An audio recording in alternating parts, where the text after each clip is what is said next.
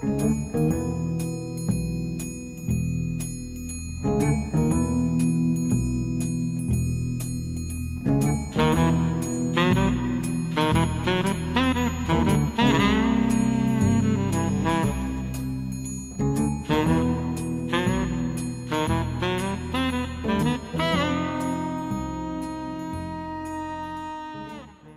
taas, head saatekuulajad. Saates osalevad elektriinseneri õppejõud Andres Saukas ning saadet juhin mina, Maarjo Maripuu, tuntud sisulooja ja suunamudijana konservatiivne mõtiskleja ja uudisteportaali eestiees.com toimetaja ning saatejuht Tehnokrat alustab. Eelmine saade Tehnokrat 36 võeti hästi vastu, samuti laekus palju küsimusi energeetika kohta nii Eestist kui mujalt. Jätkame tehnokraatlike teemadega, nii et täna siis sellised küsimused.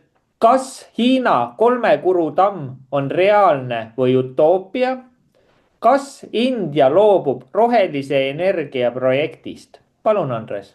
Nii, tervist, mõistust ja tarkust, nagu alati soovin teile. Ja mis meil põhiline on, vaja alateadvus, teadvus ja jõuame üliteadvusse ka. Ja kahjuks praegult kõik asjad viitavad sellele, et me oleme ikka niivõrd alateadvus sisse läinud ja teadvust on ka raske tuua sisse. Siin hiljuti oli ju, kui vaatate ka uudiseid, siis Tehnikaülikool otsib tudengeid 1,9 miljoni eest, see on koos käibemaksuga ja 4 aastat kulutab seda summat. Vot see näitab, et kõik on vist alateadvuses, ei ole teadlikke olemas ja oleks niimoodi näha, mis on. Ja selle saate võib ju öelda, et on universumi ainuväli on ka saade, kus emeriitprofessor Jaan Järvik on ülekuulatavas osas. Ja näete, Jaan Järviku pilt on ka kõrval. Ja vot temasugustega, kui oleks neid rohkem ja kuulataks temasugused ja meiesugust ja kuulaks meil siin plaan B mehi, kes tahavad teha ära, saatejuht ka, Maarjo, siis oleks kõik korras ju. Aga me ei kuulata, sest pakitud aju on ju. Alateadvus on pakitud, lahti ei tule. Ütled, näitad midagi, et näed, nii palju saad raha, nii palju seal on. Ja nad oskavad oma pakitud ajuga lugeda ka suurte riikide ajusid. Noh, eksperdid, võtke kõik need rivis, kui nad tulevad, teete Delfi uudised lahti ja nii edasi. Kuigi mõletage, tuletage meeldele ajalugu, kes oli Delfi orakel vanas Kreekas. See oli suur mees, kes pidi tõde, õigust ja selliseid asju rääkima. Muidu ta kohe kõrvaldati. Või siis teine, mis lähed idamaale, on tema asem on ju šamaan, kes ka täielikult loodusest sõltub, näeb sust läbi ja nii edasi, nii edasi. Vaatab kehakeele ja ülejäänud paika. Nii et hakkame siis uuesti ileme slaidide peale ja jõuame jälle Hiinasse ja Indiasse. Sellepärast sellest meil ei räägita, me oleme oma eurosõlmedega nii kinni, et võiks need eurokummi või need roheahelad läbi raiuda rahulikult mõistusega, ei pea kellelegi kallale minema või. Nii, ja näete, siin on pildikene ka ilusti, see on otsene pilt seal. Hiina kolmekuru tamm, energiarealism utoopia asemel. Ja vaadake, see on Jantse jõgi, ta on lai jõgi, suur jõgi ja need elektrijaamasid on seal väga palju peal. No toome lihtsama näite, meil on siin kõrval naaber ka lätlane, temal on Taugava jõgi, hakkab Taugapilsist pihta, seal on linn, Taugapils ongi linn Taugaval ja seal on ka paar hüdroelektrijaama on selle Taugava jõe peal. Ja ütlen teile vabalt välja, et kui sind kõva külm või midagi, siis tema oma hüdroelektrijaamadega saab ikka kuidagi moodi hakkama.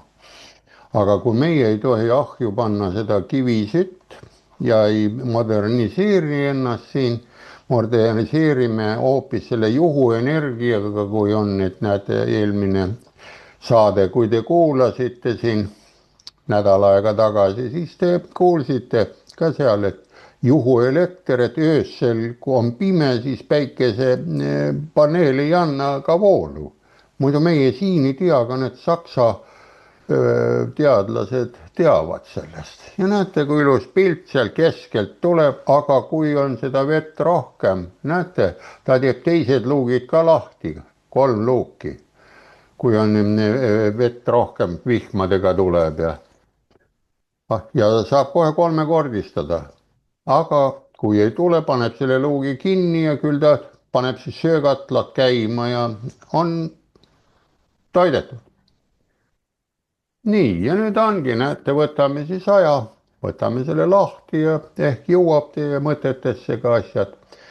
see on tehnokraatlikud viided ja mõte, sest see Report 24 News ongi uudised, kes mõtlevad inimesel, nagu öeldakse, meil on siis see Kuku raadio nimetab mõtlevale inimesele, aga mina kuulan harva ühte kui teist, aga ma sealt mingit sellist mõtet küll ei leia üles.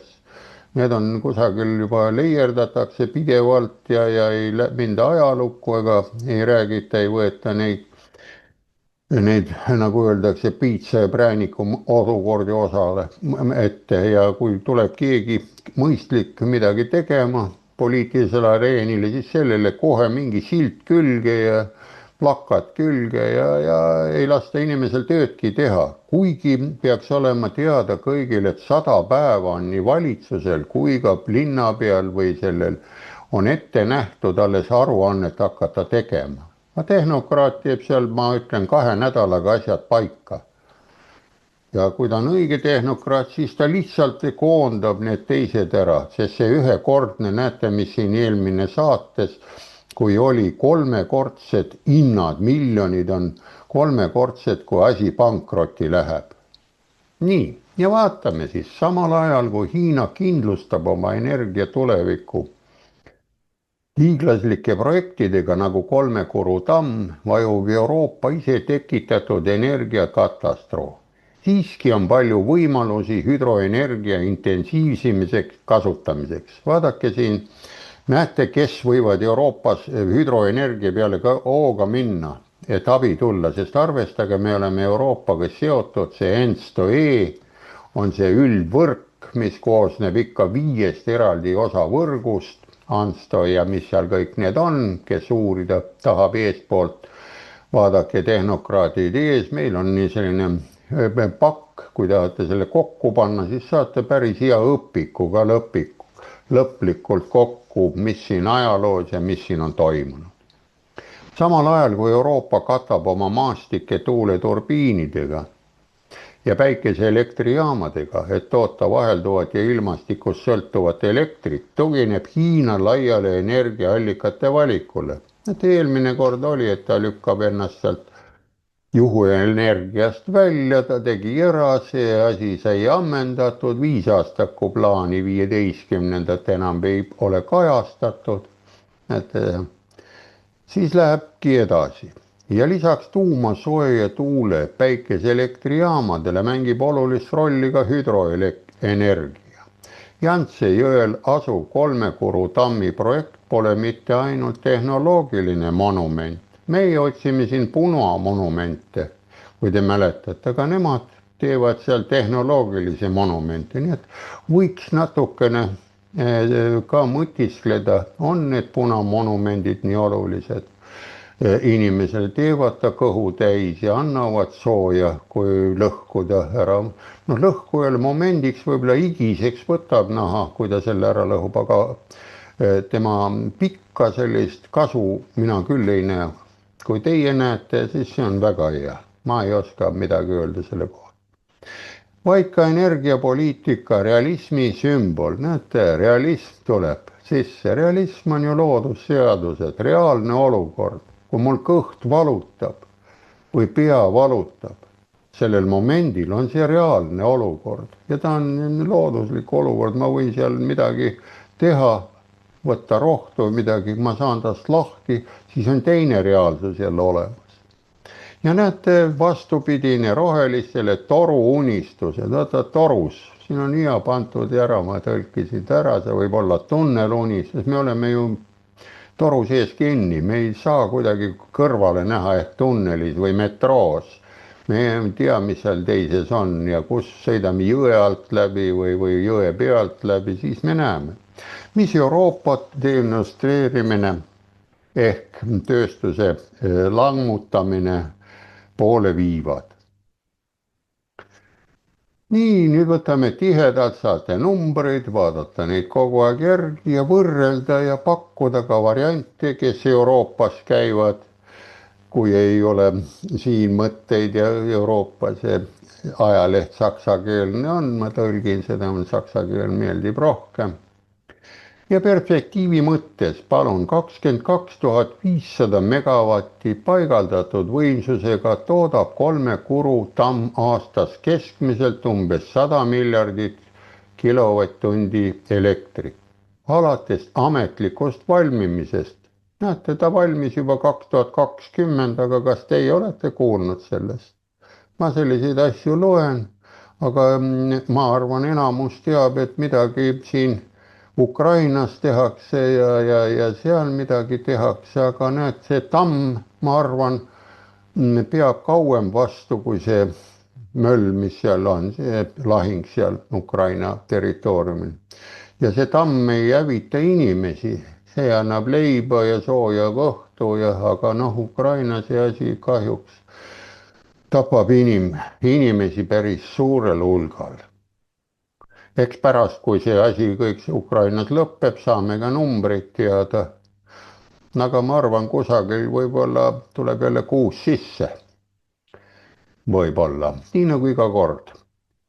nii, ja näete, 2000 aastal on toodang kokku ületanud 423 miljardit kilovatt-tundi. alates 2000 selle kasutuselevõtust on kogutoodang ületanud 1600 triljonit kilovatt-tundi.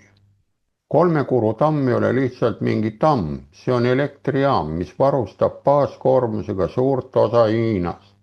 vaid 1 aastaga toodab see rohkem elektrit kui kõik Austria Donau elektrijaamad terve 10 jooksul kokku. Need saate võrrelda, Austrias on ka hüdroelektrijaamu, aga neid võiks ju uuendada ja suuremaks ja tugevamaks teha, et kui see rootori laba pöörab, siis annab särtsu rohkem.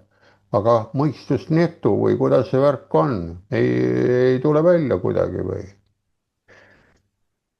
ei ole tehnokraatia või ei anna osta, aga ma arvan, et Hiinast, kui teha hea kokkulepe, saab sealt küll midagi sellist, teevad ära. ja see teeb seda usaldusväärselt, prognoositavalt ja baaskoormuse võimekusega. tee selle punktini oli kõike muud kui konflikti vabane, et oli ka konfliktid tekkisid, et hakata 3 Kuru asju tegema.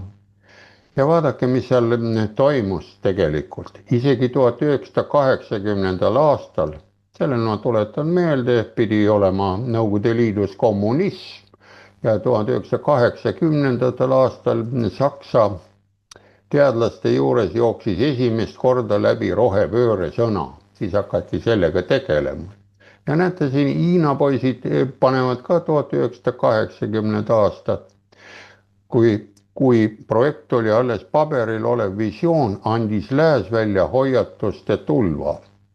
ökoloogiline katastroof, ümberasustamistragöödiad, tektoonilised riskid. valitsusvälised organisatsioonid, keskkonnaorganisatsioonid ja lääne meedia kritiseerisid kommunistliku režiimi gigantlikkust.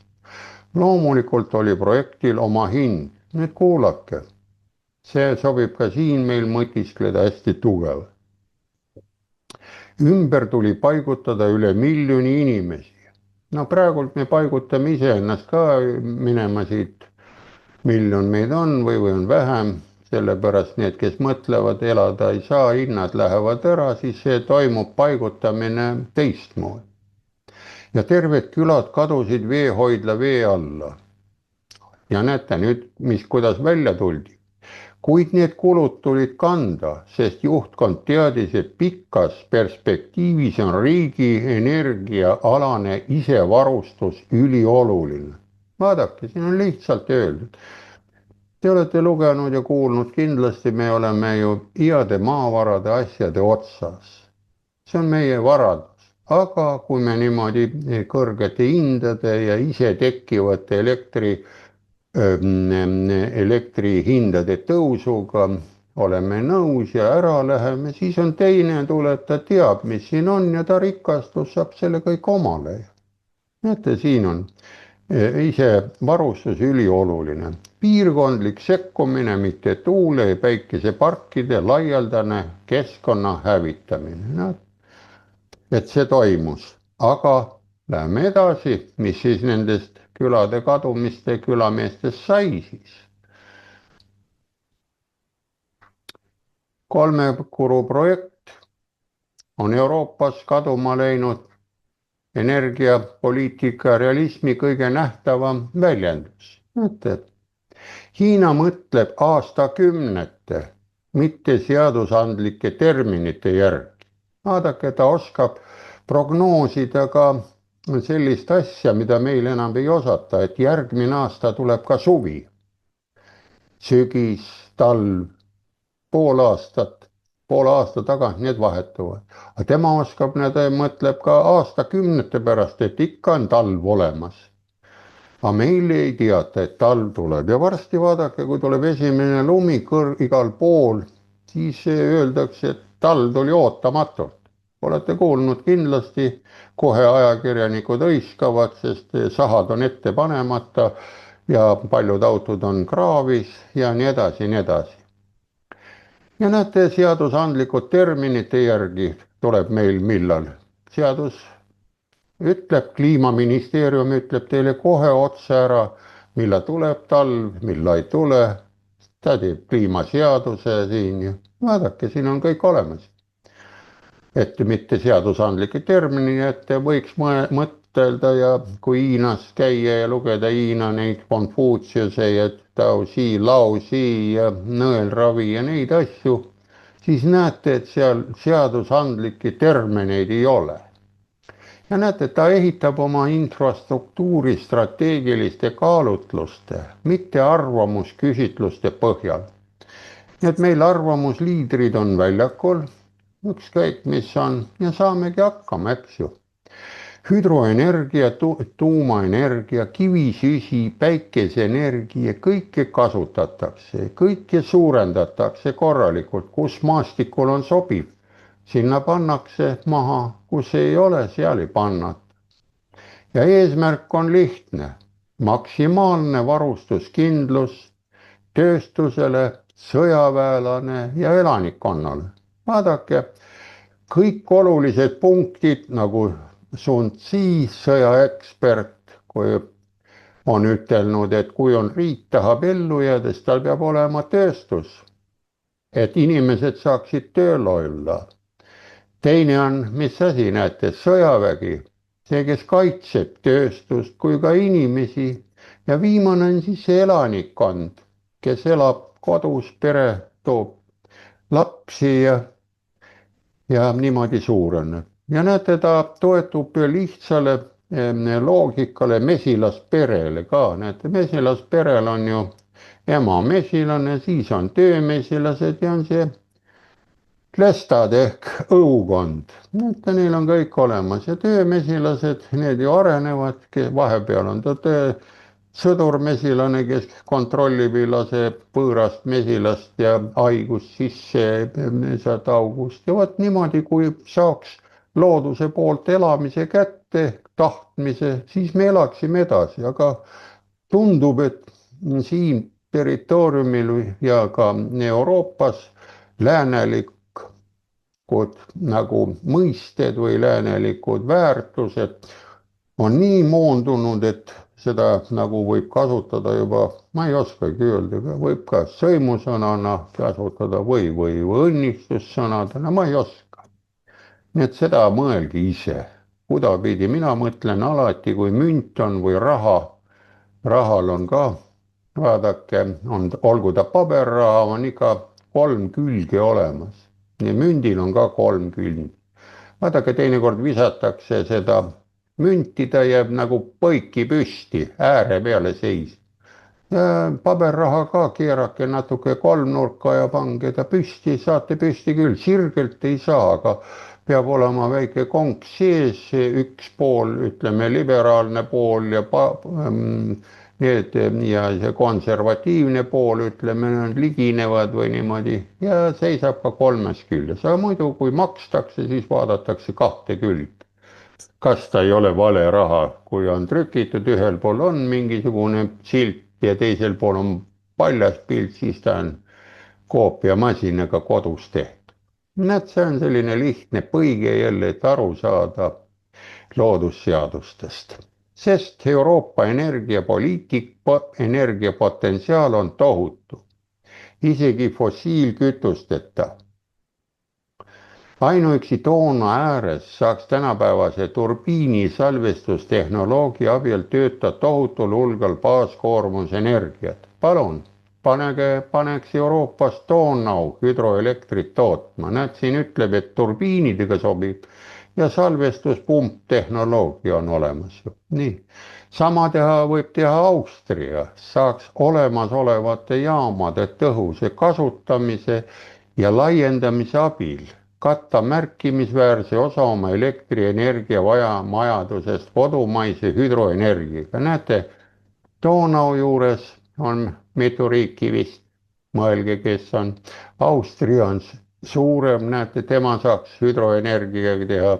ja nüüd vaadake Saksamaa ka, kes tahab ennast mutta nii uputada ära sinna majandusega, et Saksamaal on sarnased võimalused Reini, Maini ja Mooseli jõgede ääres. eriti koos pumpelektrijaamadega madalates mäeahelikes ja Alpides. näete, pump-elektrijaamad ka korjab sisse, pumpad juurde vett ja meil on, kõik on olemas. kuid selle potentsiaali ärakasutamise asemel blokeeritakse seda süstemaatiliselt. näete, bürokraatia on kohal, kirjutame eeskirja ette, ära sinna mine, ära sinna sülita, aga paljud, kes on käinud ka Euroopas, siis näevad, et tänavad on prahti täis, prügipakid, kõik on mööda tänavaid, koristada pole enam kellelgi, need kes on sisse tulnud migrandid, need loobivad ära, aga Eesti on selle juures jälle selline kõrgel tasemel. tema oli selle leiutaja ka, et üks kord aastas koristati kõiki kohti, enam seda koristamist ei loeta üldse oluliseks ja ainukene, kus veel koristatakse, on see prügi sorteerimine on meil jäänud prügikastidesse sinna-tänna ja siis omavahel jälgitakse seda, aga ma olen käinud ka vaatamas päris prügimägedes, seal tuleb masin, valab kõik hunnikusse igaks juhuks. sorteeritakse kõik läbi, klaas ja kõik ei lähe. aga kui te vaatate Youtube'is, kuidas Indias ja vot seal sorteerimismasinad, väiksed garaažitaolised ära, kuidas pakkidesse kõik tulevad ja sildid ja paber ja kõik eraldatakse tsentrifuugidega ära, sest kõik need materjalid on eri raskusega, klaas on kõige raskem, paber on ju kergem, plastmasskork, mis rammitakse puruks, see kukub järgmisest august läbi ja nii ta on, saab valida ja teevad lihtsad mehed seal nagu käsitööna, vaadake, kui uurite. nii et või on huvitav meie poliitilised intriigid, mis on sisse kasvatatud. nii et näete, eeskirjade, keskkonnanõuete ja ideoloogiliste tabude abil, nii et aetakse raha, antakse kätte, mine sega ära, lase seal hüdroelektrijaama teha, näed, siin on niimoodi, annan sulle raha, me plakad kätte ja sa oled nüüd, ütleme, päikesepatareide poolt ja niimoodi see asi käib ja on käinud alati, nii et üks mees teeb ühtepidi ja ma ühe kunagise ajakirjanikuga rääkisin ka, mis tema sai tehtud kohti ära, ta tegi mõlema poolega koostööd. seal näitas, et ühed ründavad ja teised ründavad, mõlemalt poolt sai raha, mis vahet seal on, pole ju midagi. nii et vastavalt rahva soovidele, kes mida vaatab. nii edasi, näete, Brüsselis, Berliinis peetakse iga projekti, mis häirib rohkem kui ühte kala. vaadake, mulle see meeldib ära, ma tegin suuremalt ka. kui kala on häiritud, siis on ikka jama käes, ökoloogiliselt vastutustundetu. samad poliitikud, kes hävitavad linde ja nahkhiiri suurte tuuleparkidega, keelduvad olemasoleva elektrijaama efektiivseks muutmist, nii et moderniseerida ei tohi. nõukaajal oli kvaliteedimärk oli selliseks asjaks, ja kui selle peale said, siis see asi töötas ikka ja töötab siiani. Mul on kodus ka tolmuimeja ja vahetan ainult harjasid, käin ja ostan sisse, need sööharjad, need kuluvad ära, ülejäänud töötab nagu koli. Ja ta ei vaja ei tolmukotti ega midagi, tal on kõik nii tehtud, et on tolmurest on vahel, selle klopid puhtaks ja valad alumise põhja prügikasti ja ongi tehtud. Ja näete, samad poeg, kes hävitavad ära, on olemas ära. Ja kuna keelduvad elektrijaama muutmast, kuna kusagil võib olla ohustatud mõni jõekalda taim või putukaliik. Vaadake, siin on Eestis toimub ka sedasi. Võtke või seesamane huvitav olukord, vaata need putukaliigid ja kui need on, siis on need loomakaitsjad väljas. Aga kui on mingi seakatk ja selle värgi, siis neid ei ole üldse näha, et nad küsiks dokumente ja vaataks neid, kas on ikka see katk ja tuli ju välja algus, kui see jutustati, et seakatk, see ei ole üldse inimesele ohtlik.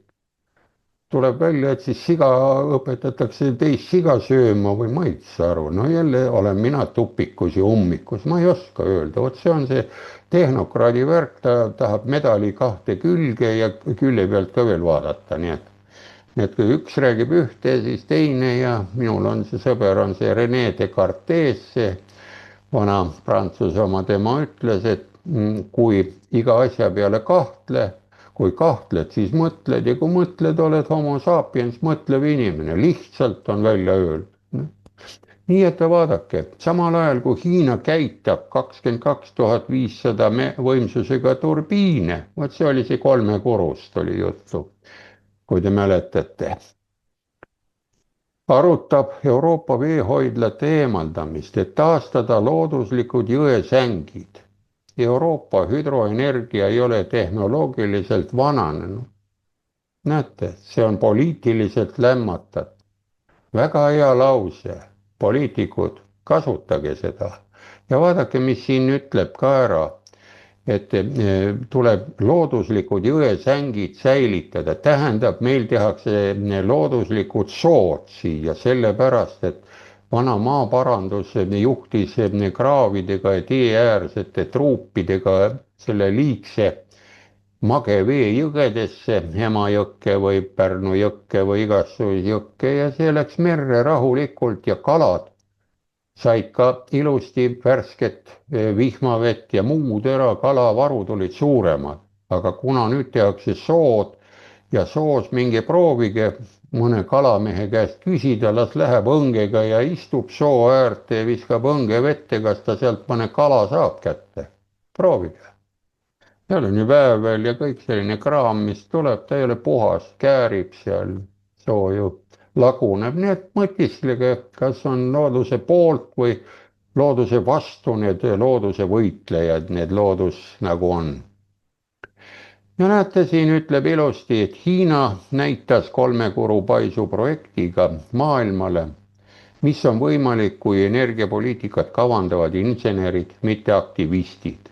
Euroopa on näidanud, mis juhtub vastupidisel juhul, elektrienergia hinnad kõikuva suuresti katkendliku elektrivarustuse tõttu ja suureneb elektrikatkestuste oht. No seda me tahame kogu aeg nagu miini peal istuda. Kui ma läksin elektrit õppima, siis öeldi ilusti kohe ära, et elektrik võib eksida ainult üks kord nagu minöör. Nii et see, kui kaarleek, kui mingi suurema alajaama juures on, rabad sellest 1000 voldisest kinni, siis arvesta see käsi ja kõik on sööstunud ja kõik on korras. Nõnda niimoodi nagu öeldi, et enam ei ole vaja midagi teha. Teine küsimus oli India kohta. Vaadake, India on ka selline suur rahvariik ja näete, torud ja asjad huugavad ja samuti India loobub rohelise energiaprojektidest, kuna ostjaid ei ole ka. Hiina käest ei taheta enam ja sealt ei ole, ainult Saksamaa Euroopas toodab veel kuidagimoodi neid paneele ja nii et vaatame siis läbi, mis meil siin siis on. India rohelise energia mull on lõhkemas, kuni 20% kavandatud taastuvenergia võimsusest kavatsetakse ära visata, sest vaevalt keegi tahab elektrit ilma toetusteta. Veelgi suurem koormus elektrivõrgule kõikuva võimsuse tõttu. Ei, aitäh, näete, vastus on lihtsalt. Kui isegi riik, kus elektrienergia nõudlus on suurem kui võrgu stabiilsus, mõtelge, Indias on rahvast rohkem kui meil vist, ise mõelge mitu korda, või keeldub rohelise energia jama ostmas, siis otsus on langenud. Need Bloombergi andmetel, see on ju lääne ajakiri, on 42 gigavatti niinimetatud rohelisi projekti ootel, sest ükski kommunaalettevõte ei taha neid vastu võtta. See on umbes viiendik kõigist projektidest. Näete, ei taha keegi neid. Riigile kuuluvad ettevõtted lasuvad mägede viisi võlakoormatel. Võrk on oma piiril. Näed, ta on vaevalt plaks jälle väljas. Elanikkond soovib usaldusväärset elektrivarustust, mitte sellist, mis sõltub ilmast. India valitsus räägib eufemistlikult lootustetute projektide tagasilükkamisest. Tegelikkuses tõmbab see lihtsalt hädapidurit enne, kui kogu toetussüsteem täielikult kokku kukub. Näete, siin ilusti teeb riik, abistab ikka inimesi, mitte ei tõsta ringi, nagu meil oli jutt, et ise tekib ju elektriarvele 2 rida juurde. Üks on sageduse hoidmine ehk bilansi hoidmine nõnda nimetatud, vaadake, siia tuli sisse bilanss, on ju raamatupidamise sõna, aga sageduse hoidmine, see on tehnokraatlik seda. Ja teine oli siis, et saaksime nagu saartalituses ise hakkama, ühesõnaga, et need Kiisa ja gaasijaamad õigel ajal käima saaks, et ei ole. Ja siin mõned kohad on, mõned, kes elavad, on rääkinud, et näiteks Sakus on päris sagedali need voolukatkestusi, et hiljuti oli isegi 4-tunnine katkestus, see oli ette teatatud ajaga. Aga 15-minutilisi katkestusi ikka tekib ilma teatamata küll seal, millegipärast, ma ei tea. Ja seda oleks lihtsam ja lihtne ja loogiline dispetšeri ja süsteemi kaardi pealt näha. Seal on kõik näha. Uskuda, et üha energianäljasemad arengumaad, mille elektrivõrgud on juba üle koormatud, saab lihtsalt päikese tuuleenergiale üle minna, on enam kui naiivne. Kui energia üleminek Saksamaal on juba äärmiselt kulukas ettevõtmine, sest isegi arenenud tööstusriigi elektrivõrgud on kõikuva elektrienergia tõttu üle koormatud.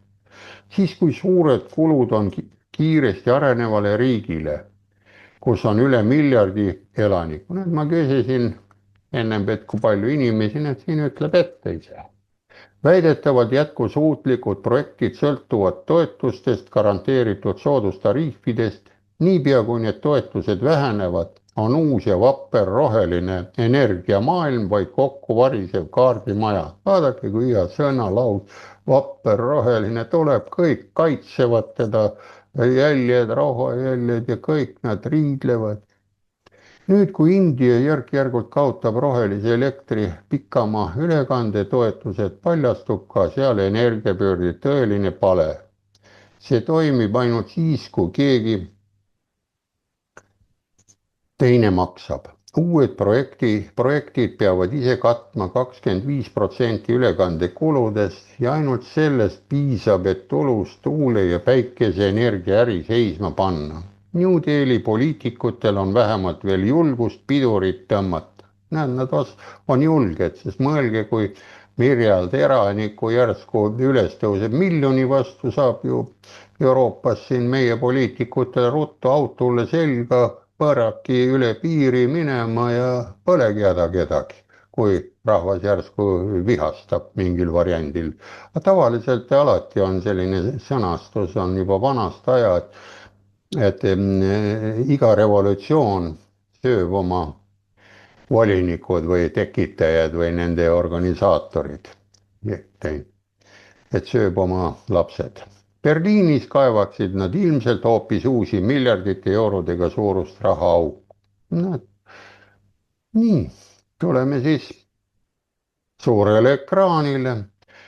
näete ise, suurriikidest on meil siin saated jutti lähevad, võib-olla jõuab ka teie ajukäärudesse ka, et ega vahet ei ole. ma arvan, et ei ole mõtet sõdima hakata ei Hiina ega Indiaga, sest neid on miljard, see tähendab, igale meie inimesel oleks miljon vastast võidelda ja nendega pärra meil nii palju padruneid ei ole ja ei ole mõtet ka võidelda siin ei idanaabriga, lääne oma ja padruneid toota neid, milleks? Seletage mulle ära, mina ei oska, sest ma tean väljendit, et paha tehnokraat või see hea tehnokraat ehitab pahale tehnokraadile märklaud. tähendab, kui meil siin sõjatööstus ja kogu see sõjardamine toimub, relvad, siis see püss peab ka ükskord siin kohapeal laskma hakkama. sellepärast juhuslikult keegi vajutab või juhuslikult käpard kukutas granaadi maha või relva või selle tehase, siis pauk käib ikka. ja surma saab peale selle käpardiga ülejäänud tehnokraadid, keda on sunnitud või kuidas neid on ostetud seda tegema. vot see oli minu selline mõte, mida sa arvad? aitäh sulle, Andres. selles suhtes, et sa tõid hea näite siit talvisajaga, et siin nii-öelda Euroopal, Põhja-Euroopal tuleb isegi, talv tuleb iga aasta üllatusena. no selles ongi süüdi nii-öelda globalistlik ja marksistlik ja vasakliberaalne maailmakord. sisuliselt elatakse hetkes, keeldutakse vanadest toimivatest ja konservatiivsetest nii-öelda asjadest, mis tegelikult on juba sajandeid ja aastatuhandeid toiminud. ja nüüd kõigile tõmmatakse nii-öelda vesi peale ja öeldakse, et mis teie vanamehed teate, et meie teame kõige paremini. ja see on sisuliselt toimub igapäevaselt nagu jalgratta leiutamine. Nad läksid oma ideoloogiatega nagu alguspunkti tagasi ja hakkavad uuesti leiutama seda, mis on juba ammu leiutatud ja nii-öelda elavad needsamused lastevead uuesti läbi, mis on juba aastatuhandeid üle elatud. aga selles suhtes jah, täiesti totter olukord, et meil on üle maakera on ju näiteid olemas, kuidas asjad toimivad, on toiminud pikalt ja aastatuhandeid väga hästi, et neid eiratakse. ja Hiina selles suhtes, Hiina teeb seda teemat, mida ta teeb väga hästi, sest nemad ajavad oma konservatiivset rida ja nad saavad aru, et kogu see lääs on nii-öelda selle neomarksismile ja vasakliberaalsusele nukule määratud. ma ei kujuta ette, millal nad ükskord suunda vahetavad, see kogu Euroopa, ja ma arvan, et ega nad ennem ei vaheta, kui nad on kokku kukkunud ja siis nad on sunnitud lihtsalt uuesti siis jalgadele tõusma või siis hävivad ise täielikult. aga lähme siit küsimustega edasi. kas Hiina investeerib tohutuid summasid nafta ja gaasi tootmisele? kas Euroopa elektrivõrk on kokkukukkumise äärel? palun, Andres. nii, lähme siis edasi, kui jätkame Hiina ja Indiaga, ennem oli ju Hiinal oli 3 kuru ja hüdroenergia, aga näete nüüd, ta teeb ka teisi huvitavaid asju ja puurib ka sügavaid auke, et gaasi saada ja nii et lähme kohe kilede piltide juurde. näete, nüüd on ilusti pilt on. Hiina investeerib tohutud summasid nafta ja gaasi tootmisse. palun, oskab puurida ja siin näeme, et ta on juba 10 kilomeetrit oskab maa sisse või merre puurida. Ja saame siin võrrelda, sest kõige sügavam auk oli ju Koola poolsaarel, kui mäletate, 12 kilomeetrit, siis hakkasid purunema need puuri otsad, sellepärast kõva graniit tuleb vastu, sinna enam ei saa ja ega Hiina ka saa sinna midagi, sest see on meie graniidikiht ja sealt täituvad ise gaas. nii et vaadake eespool neid saateid, seal on kõik Koola poolsaare asjad ka sees. nii, ja näete, et tohutud summad, võtame siis käia. Saksamaal keskendutakse tuule- ja päikeseenergiale, samas kui Hiina järgib laia energiapoliitikat. Hiina on nüüdseks üks maailma suurimaid nafta- ja gaasitootjaid. Ka veel näete, tuule- ja päikeseenergia, teisejärguline kaalutlus. Ta juba tõmbas sellele kriipsu peale, tähendab, nende 5-aastaku plaanis on juba sees siis rahulikult puurimine ja kütuse enda hankimine. Hiina kommunistlik režiim teab, et ühekülgne sõltuvus energiaallikatest võib olla problemaatiline. Lisaks hiiglaslikele hüdroelektrijaamadele nagu Kolmekuru tamm ja tuumaelektrijaamadele, sealhulgas uued tooriumireaktorid, tugineb Peking sööle, maagaasile, fotogalvaanikale ja tuuleenergiale. Viimast üha enam ilma toetusteta. näete, vot siin on mõttekoht, mõelge nüüd. kui tahate panna see tuuleenergia või päikesepatarei, palun, ärge siis küsige toetust. Ostate iseendale auto, te ei hakka ju kui ostate näiteks auto ära, et hakkate kogu aeg toetust juurde küsima, et auto see ja auto tee, peate need tagavara asjad ise koos kindlustusega paika saama, aga näete, siin ta läheb niimoodi. ja kui oled eraldi kusagil mäekurus elad, siis ma ütlen ära, mõlemad on teile vajalikud, kui liin on väga raske vedada, nii fotogalvaanika akud laadida ja teine tuuleenergia ja oskad kulutada ja puudega kütad sauna ja nii edasi, nii edasi. see on selline koht, et seda ei ole mõtet minema visata. ja kõik asjad on vajalikud vastavalt looduse asukohale, geopoliitikale, aga näiteks kõrbes proovige panna see hüdroelektrijaam käima. mina ei saa. vett pead ämbritega kohale tooma ja kuidagimoodi, noh. Sinna saab päikesepatarei panna, kui vaja on ja nii edasi, nii edasi. nii et siin on ainult tehnoloogiline mõte, mitte miski ei ole keelatud, mitte miski ei ole ebamugav, aga kui paned ikka jah, hüdroelektrijaamad sinna kõrbesse ja muu paneelid paned sinna vee peale, sinna Kolmekuru suurtele veehoidlatele paned, nagu ära siis kaladel ei ole seal all olla, elada ega midagi, mõelge. see on lihtne, nagu on lollakas, ütlete küll, tehnokraatlik mõtlemine, aga poliitikud niimoodi nagu mõtleksid või, mõelge ise. ja näed, ilma toetusteta võib panna, pane nii palju kui tahad. see lai valik on mõeldud energiajulgeoleku tagamiseks. no meil on energiajulgeolek, paneme ise tekkivad kriipsud ja elektriarvele juurde, kuluartiklid ja küll see kviitung ja raha ja trahv ja see aitab elada. aga see pole veel kõik. Bloombergi aruande kohaselt on Hiina alates 2019. aastast investeerinud nafta ja gaasi tootmisse 470 miljardit. Äkki number ei ole väike. mis on rohkem kui Saudi Aramco, Saudi Araabia firma on see. Exxon, nad ise teate, Inglise poisid, või Shell. eesmärk on energia suveräänsus, olenemata hinnast. ja Ninni-Tindi rohelistes vetes kerkivad merest terasplatvormid, pilti nägite.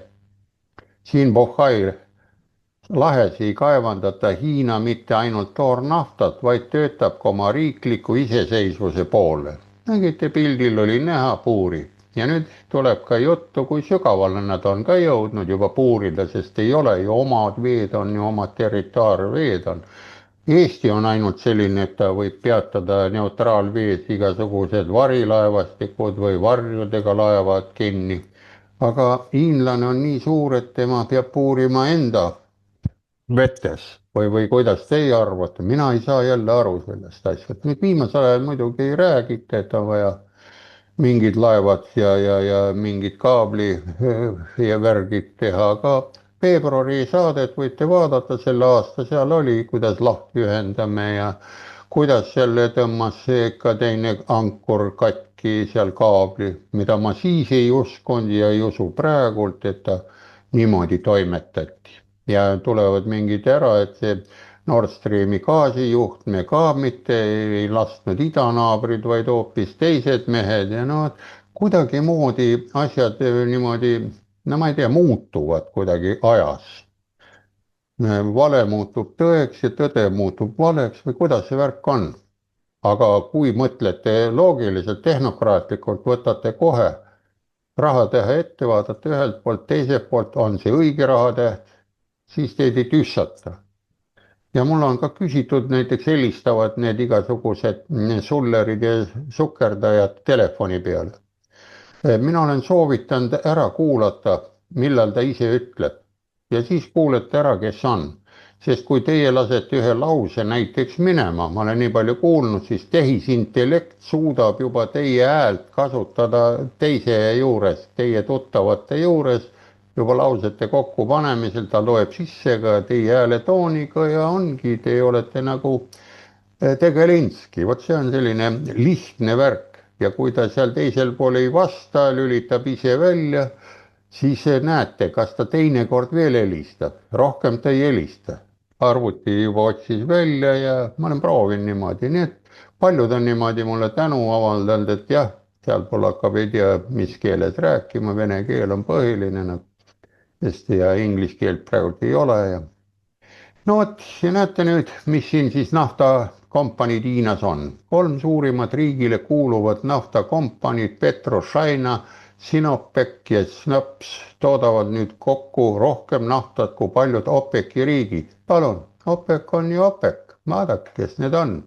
Hiina on oma maailma suuruselt 7. naftatootja ja 4. maagaasitootja maailmas, näete mis ta temast 20 aastat tagasi oli, olite midagi kuulnud numbritest? see areng ei ole juhuslik, vaid aastakümnete pikkuse strateegiliste otsuste tulemus.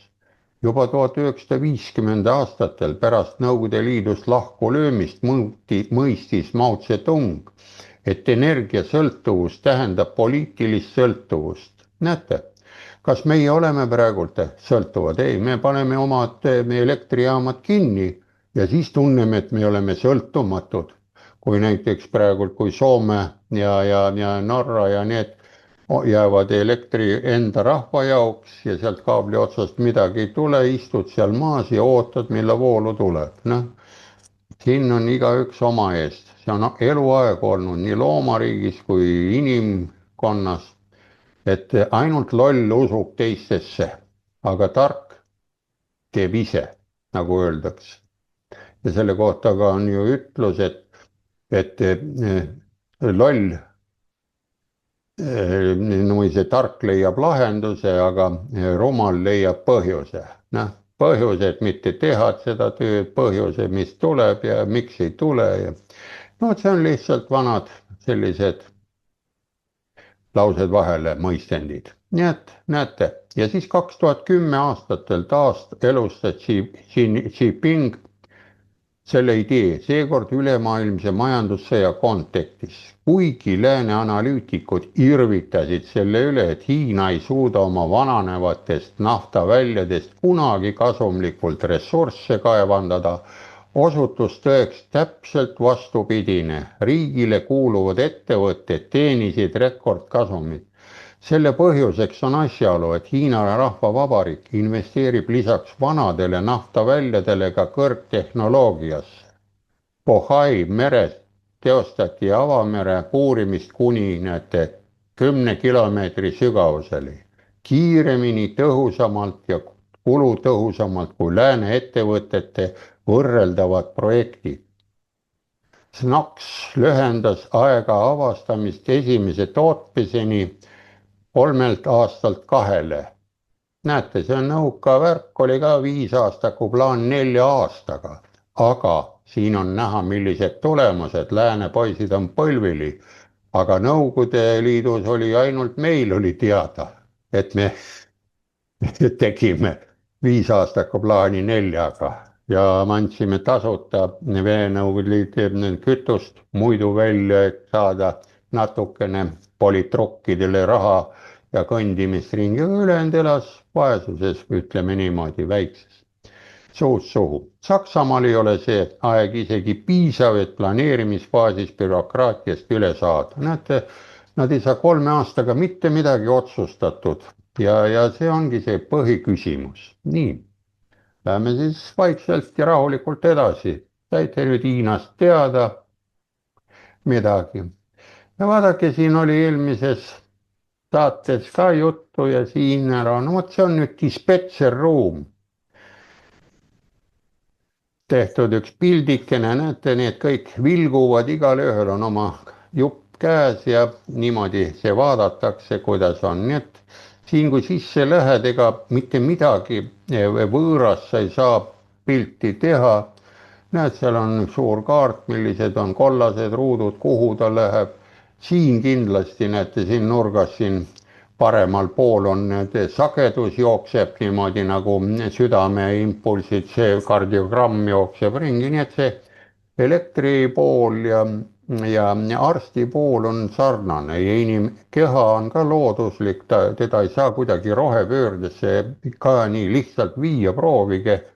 Kui olete harjunud sealiha sööma homsest päevast ja edaspidi sööte ainult sitikaid, soola panete natuke peale, vaatame, kuidas teie organism reageerib. Nägu ja mõistus võib-olla on hea, aga ma arvan, et mõne hetke pärast olete ikka kempsuvahet ja kõhuvaludega ja otsite mingisugust leevendust, sest see maohappe, mis alt tuleb, see viskab sealt maost välja ja maksast ka välja, et ta ei taha seda kraami, et sülita see välja, ma ei lase sinna tahapoole, ma ei saa energiat, oksenda välja ja nii edasi.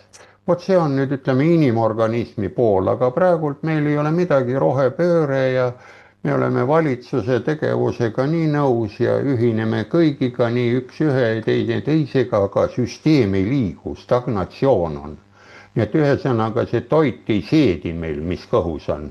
Välja ei tule juurde ei taha ja kui võtame vana inimese, tema sööb vähe, tema vananeb, aga ta ei tee tööd ka, tal energiat ei ole. Nii et mõelge, kas me oleme siis määratud vananema ja surema, oma sellise elama, ei lase normaalseid mõttega poissi nagu plaan B ja selliseid varemaid professorid, emeriitprofessorid, kes on oma tööde ja suurte raamatute ja teadustöödega koolis õpetanud või pedagoogitsenud või võtame poliitiku, kes hoiab seda vihmavarju, sinna on peale kirjutatud NATO ja teist vihmavarju ta ei tunne ära, sest seal ei ole NATO kirja peal, et see ei ole enam vihmavari, kui seal ei ole seda nime. Vot mõelge natukene laiemalt, on meil vihmavarju hoidjaid vaja, iga päev ei ole ju vihma tulemas või on või ma ka ei oska, nii et ma läksin sassi. Ja vot näete, siin on dispetšerruum ja tore oleks, kui ilmi saab, need kaablid on ka kõik keskel ilusti pandud siin ja noh, nii ta on, et ei ole karbikut pandud, et vahetatakse ära mingi osa ja siin on siis näha meie see Ensto pilt võib-olla ja või on ta juurde tehtud. Nii et lähme edasi, see küsimus ka tuleb juurde. Ja nüüd võtame natuke kiirendatud sisse ja ka peatame ka ikka. Liiga palju päikast, liiga vähe tervet mõistust. Vaadake kui hästi. Euroopa elektrivõrk on kokkuvarimise äärel. Päikeseelektrijaamad tärkavad nagu umbrohi, kuid elektrivõrgud on juba omal piiril. Seda ütles ka meil Rosimannus, 40 aastat on nad juba roostes ja vajavad investeeringuid võrgud, aga nendega ei tehta midagi, ainult päikesepaneel maha, aga ei vahetata vanu asju välja, vanu võrke, vana traati, vana kaablit, et panna paralleel kõrvale, seda ei tehta. Ainult juurde ja mõelge, kui teil on väike auto ja panete järelkärusse kogu aeg tonne juurde, 10-20 tonni ja siis hakake sõitma väikse autoga. Proovige, kas saate midagi. Tulemiseks on avariikatkestused, pingekaos ja kokkuvarisemise äärel kõikuv süsteem. Näed, isegi Bloomberg, see on jälle korralik leht, eks ju. USA uudisteportaal on ta ju, mis tegelikult toetab kliimaalarmi. Hoiatab Euroopa päikeseenergia buumi ohtlike mõjude eest elektrivõrgu stabiilsusele. No eile oli ka jutuks, et 33 lehekülgi, isegi meie massimeedia näitas seda lugu, et Trumpi poolt tuli ka nende poolt ära, et Euroopa ärge mängige lolli. No aga mis sa teed, lollile võid ette kirjutada, kui ta tähti ei tunne. See on ammu selge arstidele kõigile. Sa pead kõigepealt selle inimese lugema õpetama, siis andma selle pakki ette, siis ta saab aru, aga muidu kõrvalt ütleb, et see on hea, kirjuta siia alla, aga tuleb välja, et seal on hoopis suur laenuleping ja pead selle ära andma, see maja läks su käest ära ja öeldakse, sinu 3 risti sobivad küll ju siia. Nii et selline mõte on, näete, hoiatab buumi eest. 10 aastat tagasi näitasid Euroopa elektrivõrgu operaatorite kontrollkaardid veel rahustavat rohelist. Näete, roheline tuli, seda ma räägin, et dispetseritel rohelised tuled, kui vilguvad, on ta nii ja olla, aga läheb kollaseks ja punaseks on asi käes, mis toimub. Kõik on stabiilne, ohutu pole paistmas. Tänapäeval vilguvad need samad monitorid korduvalt puret tekitavalt kollast ja punast. Aruande kohaselt paigaldatakse Euroopas iga sekund 4 päikesepaneeli. Vaadake, see on ka välja arvutatud, iga sekund tuleb. Et meil on ju tööpäevadel pannakse, aga meil on ka, kui sõidate Saaremaa poole, vaadake, töö käib ka laupäev, pühapäev, nii et nad aitavad sekundit täita. Kuid iga täiendava mooduliga väheneb elektrivõrgu stabiilsus veelgi. Juhtimiskeskus oli varem rahulik paik. No ma räägin, dispetserruum on see juhtimiskeskus. Tänapäeval helisevad häirekellad iga minuti järel. Näete, millegipärast siin räägitakse, aga Eesti poisse ei lasta sisse. Võiks minna vaatama, kas seal minuti järel või poole minuti järel põlisevad ja kõlisevad. Samas kui võrgu stabiilsus muutub pidevalt käiel kõndimiseks. Üks ainus viga, ootamatu pilveriba ja suure elektrikatkestuse oht on käes. Vaadaku, kui hästi ütles. Mitte midagi palju ei ole vaja. Lähme edasi, see on selline hea hinnang, sest on kollaps üleval kirjutatud, kas on kollaps tulemas. Nii. Kuid numbrid ei valeta. Bloomberg, jälle Saksa või Ameerika poisi see ajakirjandusraporti kohaselt teatas Euroopa ülekandevõrk ENSTO-E 2015 aastal vaid 34 pingetõusust. Kirjutage üles, hooga. Ainult 34 korda läks üle 240. Aga 24 aastas oli see arv tõusnud üle 8600. See on ehk 2000% kasv. Vaadake, kus kasvab. Ja vot siia kirjutame nüüd elektrihinnad rahvale juurde, aga see raha ei aita seda hinda. Ja samas on siit näha, mille pärast ma olen ise mõtelnud, miks see meie Tehnikaülikool ainult elektrikuid ja elektri selle lõhnaga otsib neid taga, sest vaadake, siin on ju iga sekund toimub mingi telekas, kukub välja või midagi.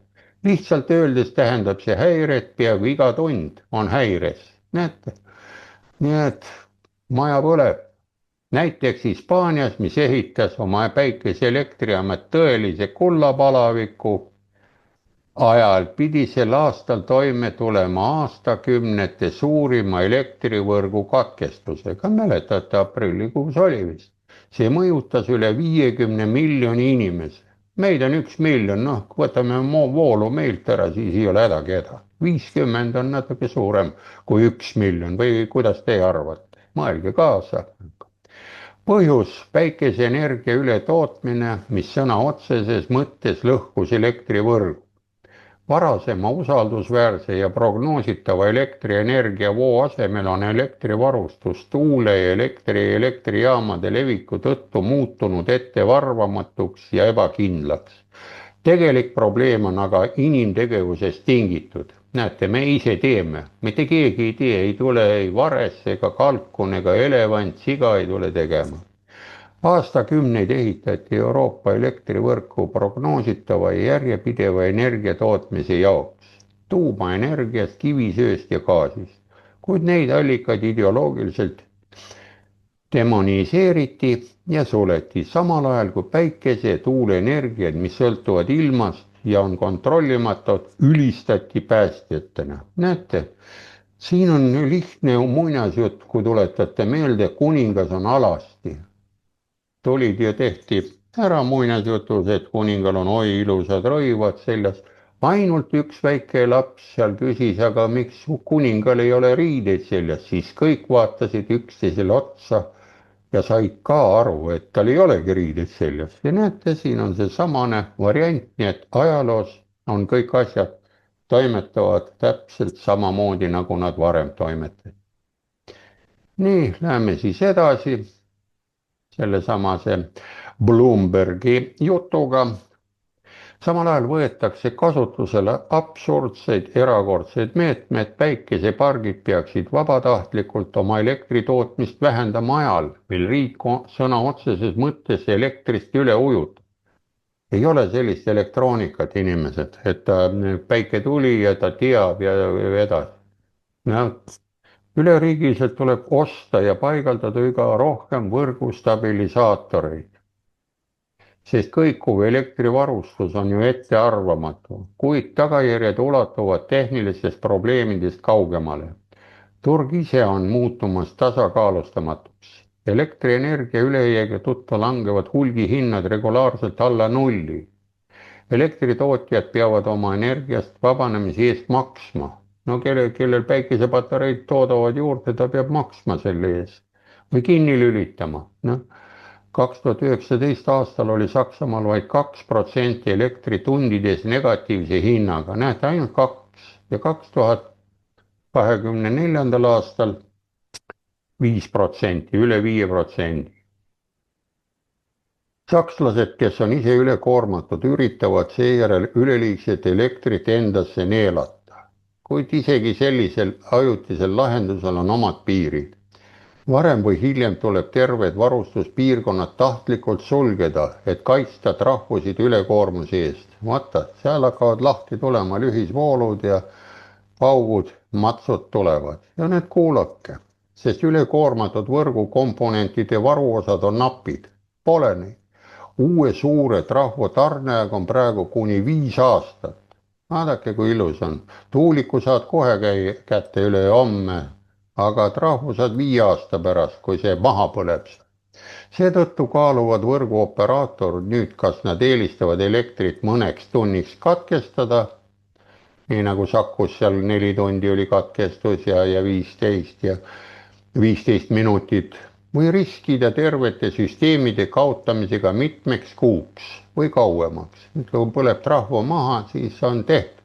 Aga ta näeb, et seal asi läheb, siis petseruumis lükkab plaks välja ja tehtud. Ja kui teil ei ole, arvuti on otse ühendatud, seinas midagi on, siis te olete oma mälust ja kõigist ilma, kui teil aku panka ja midagi sellist ei ole. No mõelge. See on teie lihtsalt mõttes. Muidugi on olemas ka teoreetilised vastumeetmed. Vaadake, kui ütleb teoreetiline vastumeede, mulle see sõna meeldib. Meil on ka 3 kallist sünkroonkompensaatorit. Tohutud terassilindrid, mis loodud võrgu stabiilseks kiirusel 1500 pööret minutis. Ja maksumus ühel on, näete, kuni 30 miljonit eurot tükk. Ja nende turg kasvab energiapöörde tõttu kiiresti. Ja need, ma ei öelda, esimesed, mis välja tulid, olid 1950. Juba katsetati, kui olid võrgud madalamad, et kui toodab keegi rohkem, keegi vähem, automaatikat ei olnud, siis läksid need vastumeetmed tööle. Nii. ja tulemegi siis suurele pildile.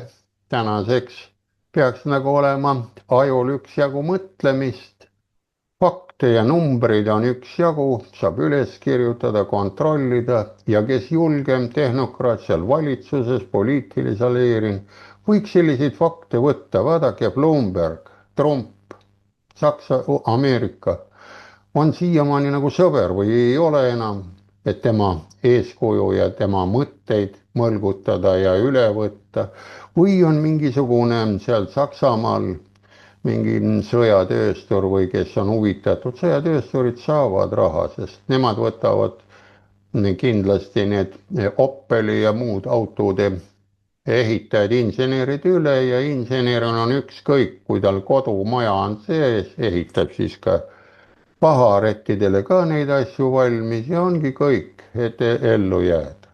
nii et mis sa arvad? aitäh sulle, Andres.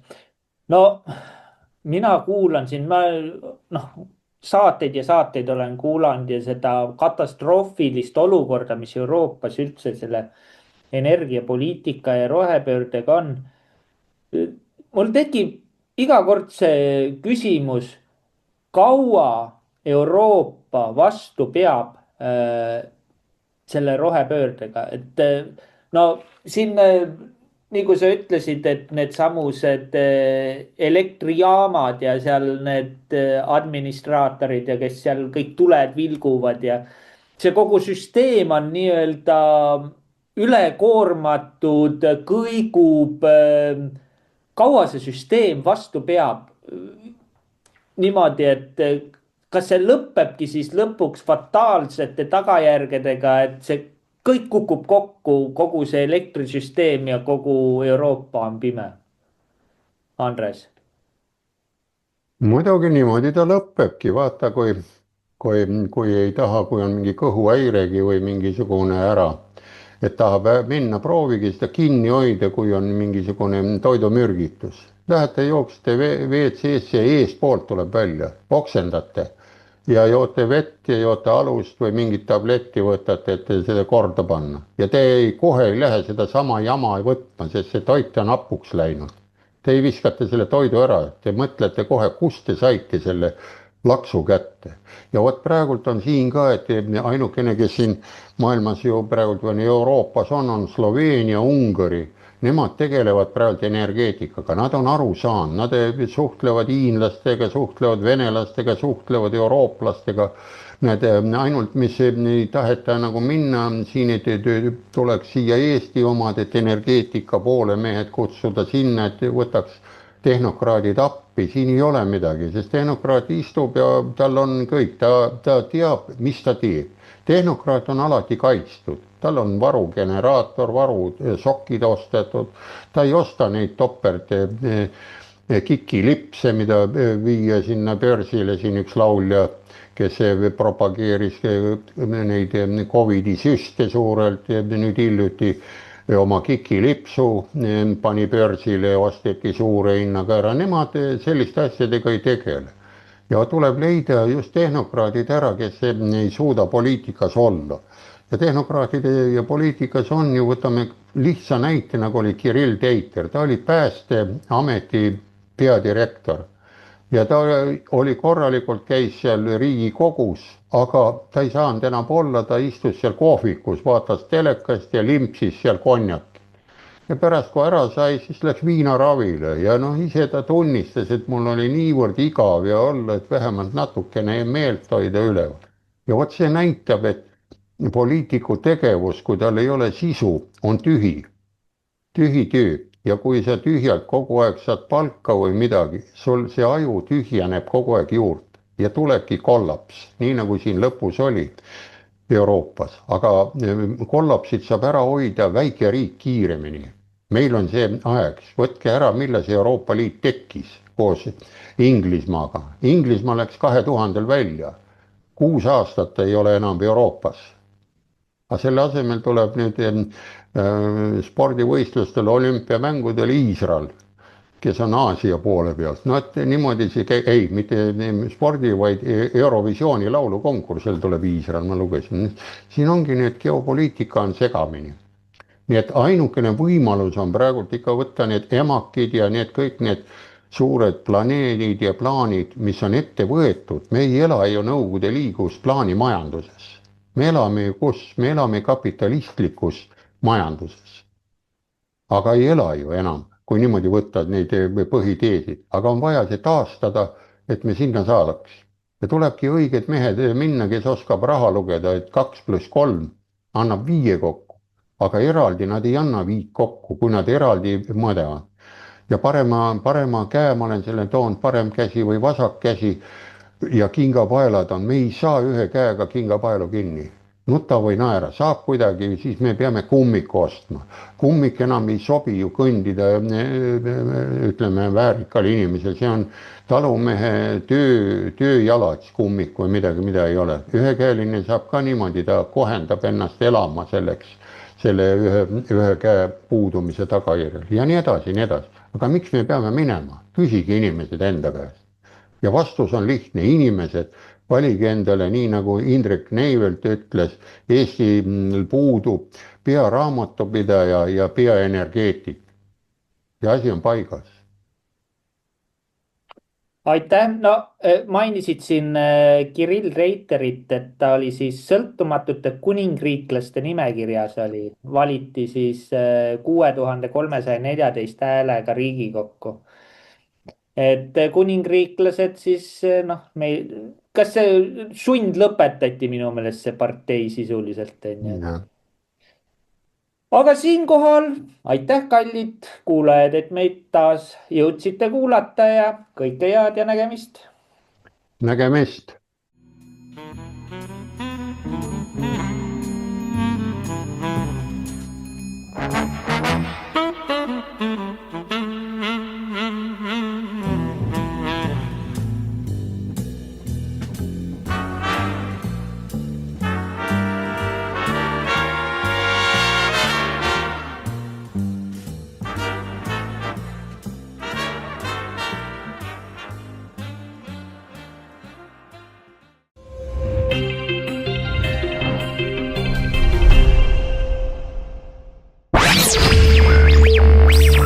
Meil on Eestile plaan B.